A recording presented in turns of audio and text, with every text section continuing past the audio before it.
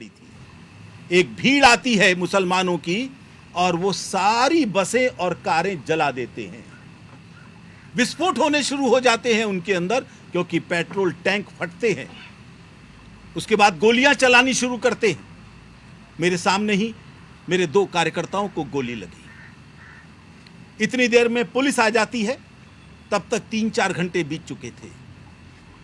Police के आने पर फायरिंग वो लोग करते हैं और ये सब हमलावर वहां से निकलकर भागते हैं और पहाड़ियों के छत पर चढ़ जाते हैं। वहां से गोली वर्षा शुरू कर देते हैं। कारगिल में क्या हुआ था सेना के साथ, इसका भी अनुभव कल मुझे हो गया। किस प्रकार से गोलियां चलाई गई, किस प्रकार से पुलिस भी लाचार महसूस कर रही है। हमें जो वहां 3000 लोग हैं उनको भी नियंत्रित करना है और पुलिस प्रशासन के साथ मिलकर यह सब किया गया। उसके बाद वहां से इवैक्यूएट करने की कोशिश की गई। रात होती तो हालत और खराब होती। पुलिस वालों ने खुद कहा हमें वहां तक आने में 3 घंटे लग गए। सारे में बैरिकेड्स डाल रखे थे।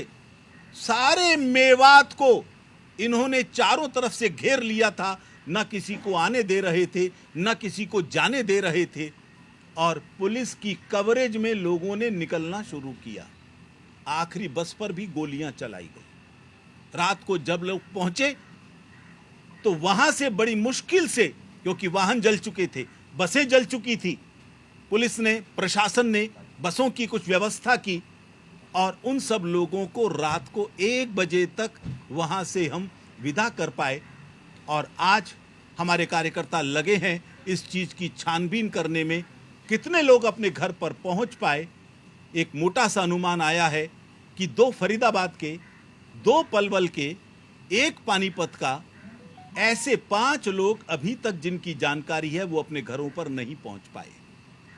उनमें से एक की जानकारी मिल चुकी है, अभिषेक की। उसको गोली मारकर, और गोली मारने के बाद उसका गला रेता गया, जैसा आप लोगों ने उनके वीडियोस में देखा होगा। उस तरह से उसका शव मेडिकल कॉलेज के अंदर नल्हड़ के अभी भी रखा हुआ है। कई पत्रकार बंधु इस समय नल्हड़ के मेडिकल कॉलेज में हैं और उस शव की स्थिति को वो देख चुके हैं। बहुत भयंकर स्थिति मेवात के इतिहास में, ज्ञात इतिहास में हमने पहली बार देखी है। मैं निरंतर उन लोगों के संपर्क में रहता हूं। क्यों हुआ, एक बहुत बड़ा प्रश्न आपके भी दिमाग में आता होगा। एक लंबे समय से भड़काया जा रहा है। भारत के सेकुलर नेता, भारत के कुछ मुस्लिम नेता, कुछ मौलवी निरंतर किसी ना किसी बहाने से भड़काते हैं। चाहे बुर्के का बहाना हो, चाहे CAA की बात हो, चाहे यूनिफॉर्म सिविल कोड हो, इस्लाम खतरे में है। बार बार मुस्लिम समाज को यह एहसास कराया जाता है कि आपको मानो यहां खत्म करने की योजना चल रही है। और इसीलिए आप देखते हैं, चाहे मुहर्रम का मौका हो, चाहे ईद का या रमजान का, हिंदुओं पर हमले होते हैं। चाहे रामनवमी की यात्रा हो, चाहे महावीर जयंती की यात्रा हो, चाहे कोई और शोभा, अभी कावड़िए, उन पर भी हमले किए इन लोगों ने। क्या किसी ने सुना है कि हिंदुओं ने मुहर्रम के ताजिए पर हमला किया हो? क्या किसी ने सुना है ईद की नमाज अदा करते समय किसी मुस्लिम भीड़ के ऊपर हिंदुओं ने हमला किया हो? आज कुछ लोग जो कह रहे हैं कि हिंदुओं ने कुछ कार्यवाही की या किसी व्यक्ति के जाने का समाचार आया, ध्यान कर लेना, वो केवल उनके पापों पर पर्दा डालने की कोशिश कर रहे हैं, उनको बढ़ावा दे रहे हैं। मैं कुछ चीजें आप लोगों को दिखाना चाहूंगा। कैसे इसकी शुरुआत होती है, ये एक दिन में नहीं थी, ये कई महीनों की शुरुआत थी। इसकी तैयारी काफी दिन से चल रही थी। एक मुस्लिम नेता हैं मेवात के, मामन खां, कांग्रेस के MLA हैं। उन्होंने आज से 4 महीने पहले विधानसभा में कहा था, किसी की हिम्मत है तो मेवात में घुसकर दिखा दे। आज उन्होंने ट्वीट किया है, मेवात में तरह तरह की अफवाह चल रही हैं, आपको कोई चिंता करने की जरूरत नहीं। वो हत्यारों को कह रहे हैं, मैंने आपके लिए पहले भी लड़ाई लड़ी थी, अब भी लड़ूंगा, विधानसभा में भी और बाहर भी। इसकी तैयारी के लिए केवल यही नहीं, एक और कांग्रेसी नेता, वो कहते हैं आफ्ताब साहब, उन्होंने कहा कि अगर गांव में पुलिस वाले आए तो उनके हाथ पैर तोड़ दो, उनकी चिंदी चिंदी कर दो। ये बात कहने वाले कोई और व्यक्ति नहीं, कांग्रेस के ही एक नेता जो मेवात में रहते हैं, मिस्टर आफ्ताब। उसके पश्चात कल ही एक और कांग्रेसी नेता का वीडियो आता है और उस वीडियो के अंदर वो कहते हैं कि जितने भी हिंदू आए हैं कोई वापस नहीं जाना चाहिए, इनको मार दो, काट दो और इनका खाना बना लो, इनके मांस को खा लो, लेकिन इनको जाने न दो। ये सब चीजें फैक्चुअल हैं जो सामने आई हैं। कल के इस नरसंहार के लिए जिम्मेदार हैं ये लोग, कल के इस नरसंहार के लिए जिम्मेदार हैं ओवैसी जैसे नेता। नमस्कार, बहुत स्वागत है आप सभी का। आप देख रहे हैं चार का वार और आपके साथ हूं मैं अमृता गर्ग। नूह मामले को लेकर प्रेस कॉन्फ्रेंस विश्व हिंदू परिषद की तरफ से की जा रही थी और बताया जा रहा था कि किस तरह से राजनीति भी इस पूरे मामले से जुड़ी हुई है। नूह में सोमवार को शोभा यात्रा पर पथराव हुआ, जिसके बाद देखते ही देखते हालात तनावपूर्ण हो गए। पत्थरबाजी से बाद गोलीबारी तक, आगजनी तक जा पहुंची। दंगाइयों ने यहां सड़कों पर खूब उत्पात मचाया और उनके सामने जो कुछ भी आया वो उसको बर्बाद करते चले गए। हिंसा में जहां 2 होमगार्ड्स और 5 लोगों की उनके समेत मौत हुई है, वहीं कई लोग घायल हुए हैं। दरअसल नूह में शोभा यात्रा के दौरान 2 पक्षों के बीच बवाल हुआ था। यात्रा जैसे ही नूह के नल्हड़ स्थित नलेश्वर महादेव मंदिर से शुरू हुई, वैसे ही पथराव और नारेबाजी भी शुरू हो गई। यात्रा में शामिल लोगों के साथ ही पुलिस पर भी पथराव किया गया और इसी बीच बलवाइयों ने आगजनी शुरू कर दी। कई वाहनों में जमकर तोड़फोड़ की गई, जबकि कईयों को आग के हवाले कर दिया गया। तो नूह हिंसा पर मुख्यमंत्री मनोहर लाल ने कार्रवाई की जानकारी दी। सीएम ने घटना को दुर्भाग्यपूर्ण बताया और कहा कि 70 लोगों को हिरासत में लिया गया है, आरोपियों की पहचान की जा रही है। कुछ लोगों ने एक षड्यंत्र रच करके उस यात्रा पर आक्रमण करना शुरू किया और आक्रमण न केवल यात्रा पर बल्कि पुलिस के ऊपर भी उन लोगों ने किया। निश्चित रूप से एक बड़े षड्यंत्र का कहीं ना कहीं हिस्सा लगता है। एहतियात के तौर पर वहाँ कर्फ्यू लगाया गया है, कुछ जिलों में 144 धारा भी लगाई गई है, सारी नज़र रखी जा रही है। जो लोग इस षड्यंत्र में नूह से बाहर के भी शामिल हुए हैं उनको निश्चित रूप से पहचान करके उनके खिलाफ कार्रवाई की जाएगी। अभी तक सब मिलाकर 44 के आसपास एफआईआर हुई हैं और 70 लोगों के खिलाफ अभी नामजद उनको किया गया है, उनको हिरासत में लिया गया है। छानबीन के बाद जो भी दोषी लोग होंगे उनके खिलाफ सख्त कार्रवाई की जाएगी, किसी भी उपद्रवी को बख्शा नहीं जाएगा। तो मुख्यमंत्री मनोहर लाल को भी आपने सुना, तो वहीं गृह मंत्री अनिल विज ने नूह हिंसा को साजिश करार दिया और कहा कि पूरे प्लान के साथ हिंसा की साजिश रची गई थी। नूह हिंसा के पीछे कोई मास्टरमाइंड है, जो भी दोषी होगा उसे बख्शा नहीं जाएगा। जिस कदर हथियार लहराए गए हैं, जिस तरफ गोलियां चलाई गई हैं, ये अकस्मात हुआ नजर नहीं आता। वहाँ पर दोनों कम्युनिटीज प्यार से रहती हैं। ये तो किसी ना किसी ने इंजीनियरिंग की है या इसको मास्टरमाइंड किया है, जो देश की, प्रदेश की और देश की शांति को भंग करना चाह रहा है। लेकिन मैं किसी जल्दी नतीजे पर नहीं पहुंचना चाहता हूं। पहले हमारा प्राइमरी ऑब्जेक्ट है वहाँ पर स्थिति को कंट्रोल में लेना और शांति बहाल करना। और मैंने कह दिया है अधिकारियों को कि इसकी गहनता से जांच करें। जांच करने के बाद जो भी सामने आएगा किसी को भी बख्शा नहीं जाएगा, एक एक को हिसाब बराबर किया जाएगा। तो नूह में हिंसा में दरअसल 5 लोगों की मौत की खबर है, 10 से ज्यादा पुलिसकर्मी घायल हैं और जगह जगह हिंसा की लगातार तस्वीरें सामने आ रही हैं। और इसी बीच दरअसल कई जगह ऐसी थी जहां दुकानों को भी निशाना बनाया गया। एक सैलून से हमारी सहयोगी पूजा यादव की रिपोर्ट देखिए। ऐसी बर्बादी का मंजर किसी एक जगह पर नहीं है, बल्कि कमोवेश ऐसे कई जगह यहां पर नजर आ रही है जहां पर इन दंगाइयों ने सब कुछ मटिया मेट कर दिया। लोगों ने अपनी पाई पाई जोड़कर जो अपनी रोजी रोटी का ठिकाना शुरू किया था, वहां पर इन लोगों ने ऐसा आघात किया है कि इससे उभरने में भी लोगों को सालों लग जाएंगे। ये एक सैलून है जहां पर लोग आते थे, लेकिन अब चारों तरफ आपको ये देखिए शीशे के टुकड़े नजर आएंगे, सारा सामान आपको बिखरा हुआ नजर आएगा। यहां पर भी आप देखिए किस तरीके से हमला किया गया, पत्थर फेंके गए, यहां तक कि जो कोल्ड ड्रिंक की छोटी छोटी कांच की बोतलें होती हैं वो भी फेंक फेंक कर मारी गई। लेकिन मैं आपको जो सबसे एक्सक्लूसिव दिखाने वाली हूं वो तस्वीर है जिसमें आपको वो लोग यहां नजर आएंगे जिन्होंने ऐसा हाल कर दिया है।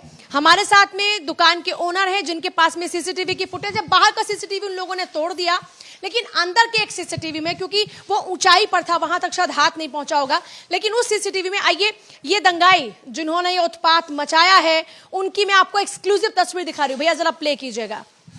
मैं अपने कैमरा पर्सन को कहूंगी जरा देखिए किस तरीके से यहां पर पत्थर मारे गए, किस तरह से ये लोग तैयारी करके आए थे।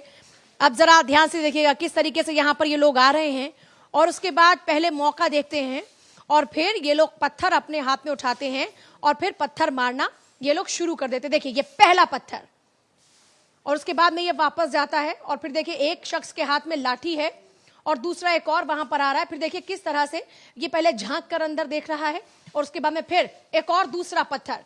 ये देखिए फिर कुर्सियां वहां से फेंकी जा रही है, क्योंकि अभी जो इससे पहले की तस्वीर हम आपको दिखा रहे थे जहां पे एक रेस्टोरेंट था, वो बेकरी शॉप, वहां पर भी देखिए आपको नजर आएगा कैसे सामान वहां पर फेंका जा रहा है। तो ये लोग यहां पर आते हैं, तोड़फोड़ मचाते हैं। जो पूरा का पूरा शीशा यहां पर था, जो कांच अब आपको नजर आ रहा है टुकड़ों टुकड़ों में, वो सब इन्हीं की करतूत है। तो ये एक्सक्लूसिवली, ये शायद आपने कहीं नहीं देखा होगा, लेकिन वो लोग जिन्होंने ये उत्पात मचाया है उनकी एक्सक्लूसिव तस्वीर आप देख रहे हैं भारत 24 पर। कैमरा पर्सन संदीप के साथ में। तो देखिए लगातार जो तस्वीरें सामने आ रही हैं बर्बादी के इस मंजर को बयान करती हैं। हालांकि अभी हालात को सामान्य करने की कोशिशें वहां पर जारी हैं। आज दोनों पक्षों को जो है बुलाया भी गया था, और कोशिश यही है प्रशासन की कि बातचीत करके इस पूरे मसले को रिजॉल्व किया जाए, और वहां पर एटलीस्ट लोगों से यही अपील की जा रही है कि शांति बनाए रखें, धैर्य बनाए रखें, क्योंकि प्रशासन अपना काम कर रहा है, पुलिस को अपना काम करने दीजिए। बहुत बर्बादी यहां पर हुई है, बहुत नुकसान हुआ है, माली नुकसान भी हुआ है और जानी नुकसान भी हुआ है, और उसी की तस्वीर भी लगातार आपको दिखा रहे हैं। वहां पर पुलिस प्रशासन भी लगातार फिलहाल काम कर रहा है, और हर तरफ यही बर्बादी है जिसे दुरुस्त करने की कोशिशें की जा रही हैं। प्रधानमंत्री नरेंद्र मोदी को आज पुणे में पुरस्कार से सम्मानित किया गया। लोकमान्य तिलक पुरस्कार से उन्हें सम्मानित किया गया, और इस दौरान मंच पर शरद पवार, महाराष्ट्र के मुख्यमंत्री एकनाथ शिंदे, डिप्टी सीएम देवेंद्र फडणवीस और अजीत पवार भी मौजूद रहे। इससे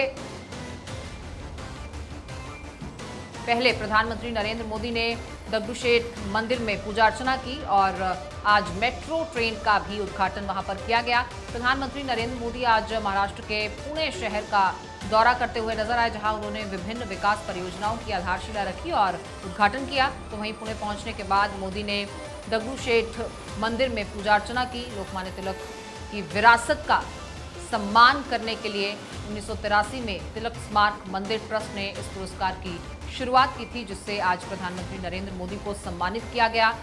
और देश के विकास और प्रगति में जिनका अमूल्य योगदान रहता है उन्हीं के लिए ये पुरस्कार, और आज इसी फहरिस्त में प्रधानमंत्री नरेंद्र मोदी का नाम भी जुड़ा।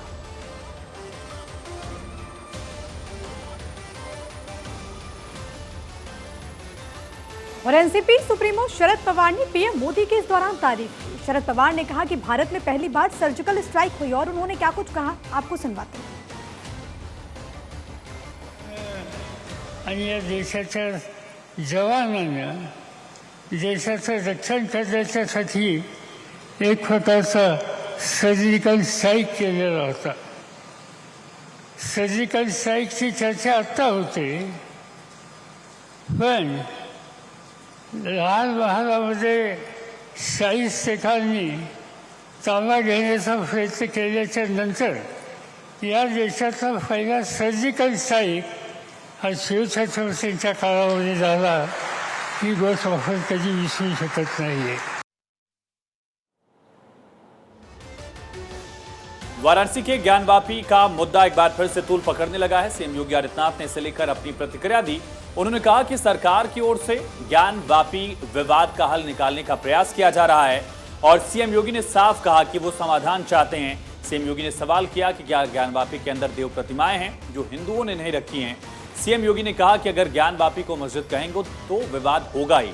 न्यूज एजेंसी एनआई को दिए गए इंटरव्यू में उन्होंने इसके समाधान की बात कही। कहा कि मुस्लिम समाज से ऐतिहासिक गलती हुई है, इसके लिए इसके समाधान के लिए मुस्लिम समाज को ही आगे आना चाहिए। कहेंगे तो फिर विवाद होगा, हमें ज्ञानवापी बोल देना चाहिए। वो ज्ञानवापी है और माननीय न्यायालय में गया है, माननीय न्यायालय स्वयं देख लें, अगर वहाँ साक्ष्य हैं, भौतिक साक्ष्य हैं, शास्त्रीय प्रमाण होंगे, अन्य पुरातात्विक प्रमाण भी होंगे, तो स्वाभाविक रूप से इस पे निर्णय होना चाहिए। मुझे लगता है कि भगवान ने जिसको दृष्टि दी है वो देखे ना, त्रिशूल मस्जिद के अंदर क्या कर रहा है। हमने तो नहीं रखे ना, त्रिशूल कैसे वहाँ बने हुए हैं, ज्योतिर्लिंग हैं, देव प्रतिमाएं हैं, पूरी दीवारें चिल्ला चिल्ला के क्या कह रही हैं। और मुझे लगता है कि ये प्रस्ताव मुस्लिम समाज की तरफ से आना चाहिए कि साहब ऐतिहासिक गलती हुई है और उस गलती के लिए हम चाहते हैं समाधान हो।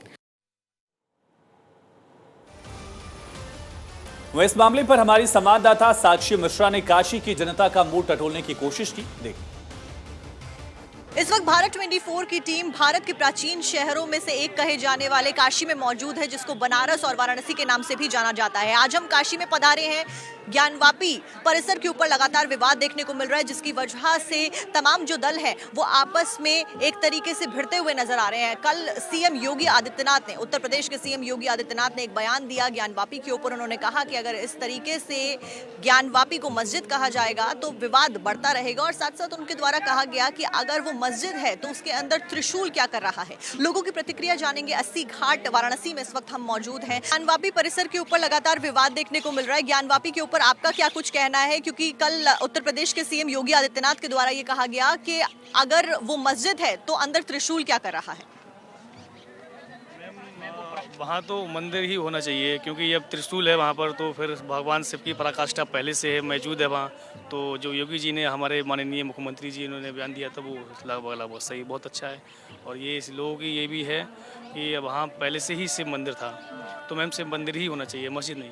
शिव मंदिर होना चाहिए, मस्जिद नहीं होनी चाहिए, लोगों का ये कहना। लेकिन इसके ऊपर मुस्लिम पर्सनल लॉ बोर्ड हो गया। तमाम मुस्लिम पक्ष का ये कहना है कि हमारी भावनाएं आहत हो रही हैं।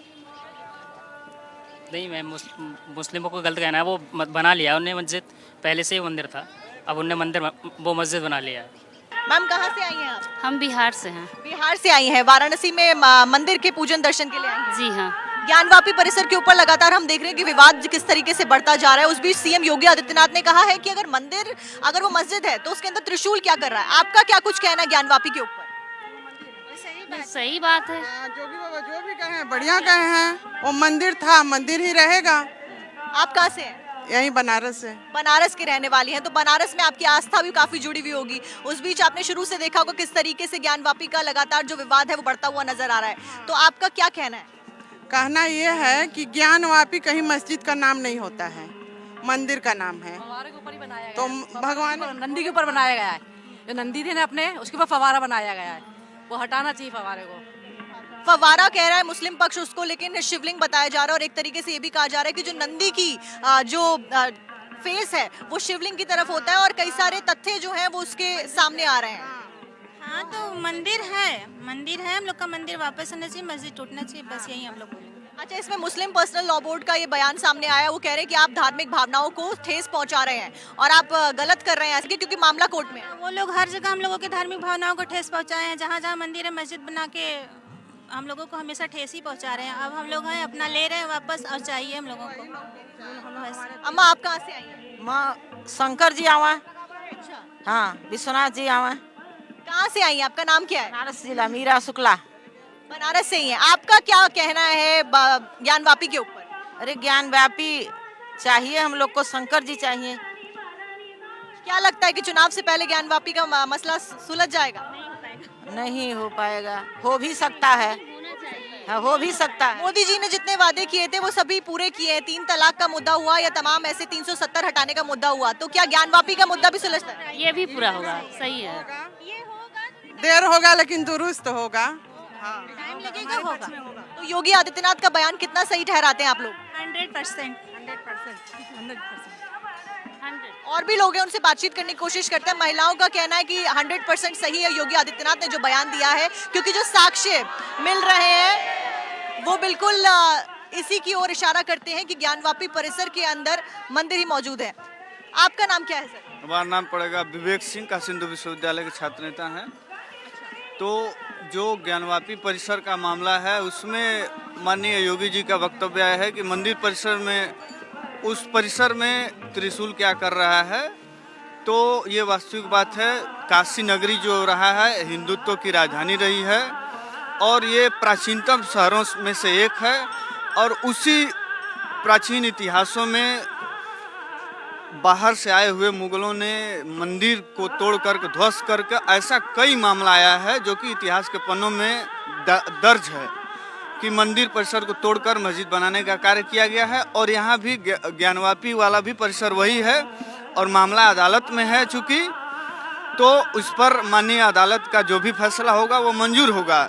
बशर्ते ये है कि हिंदुत्व की एक नगरी होने के कारण काशी में और ज्ञानवापी परिसर में हिंदुत्व का एक आस्था है। उस परिसर में नक्काशी देखिए, वो बिल्कुल भी इस्लाम धर्म से कोई भी मतलब नहीं रखता है।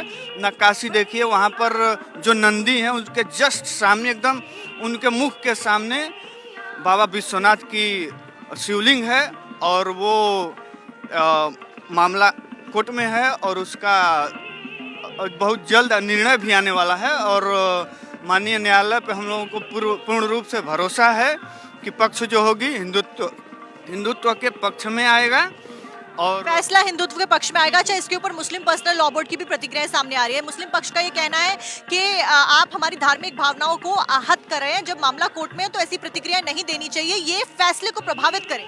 नहीं, तो जो ऐसा प्रतिक्रिया दिया जा रहा है उसके पीछे वाजिब रीजन है कि कहीं भी उस परिसर में जाकर देखें आप तो नक्काशी जो है हिंदुत्व की रही हुई है और उसमें त्रिशूल जो है ये तो बाबा विश्वनाथ का त्रिशूल ये सर्वव्यापी है कि नहीं। त्रिशूल जो है हिंदुत्व का पहचान है। त्रिशूल कहीं रहे, धनुष बाण रहे और चक्र रहे, कृपाण रहे, ये सब जो है हिंदुत्व का पहचान है। इसका इस्लाम धर्म से कोई लेना देना नहीं है। तो इस बेसिस पे on the behalf of Trishul, we can say this is a temple, not a mosque. मंदिर है, मस्जिद नहीं। लगातार लोगों की प्रतिक्रिया यही सामने आ रही है। उस बीच हम काशी में मौजूद थे, लोगों की प्रतिक्रियाएं सामने आई। किस तरीके से योगी आदित्यनाथ ने जो बयान दिया है वो 100% सही है, लोगों ने यही कहा। और ये दलील दी उनके द्वारा, ये दी गई कि किस तरीके से तमाम जो साक्ष्य मिल रहे हैं, चाहे वो त्रिशूल का होना हुआ, चाहे वो नंदी का मुख शिवलिंग की तरफ होना हुआ, जिसको मुस्लिम पक्ष फव्वारा बता रहा है। हालांकि मामला कोर्ट में है, देखने वाली बात ये होगी कि अब कोर्ट का फैसला क्या आता है। ASI सर्वे को लेकर हुआ या फिर वो कार्बन डेटिंग को लेकर। कैमरामैन विकास के साथ साक्षी मिश्रा, वाराणसी, भारत 24।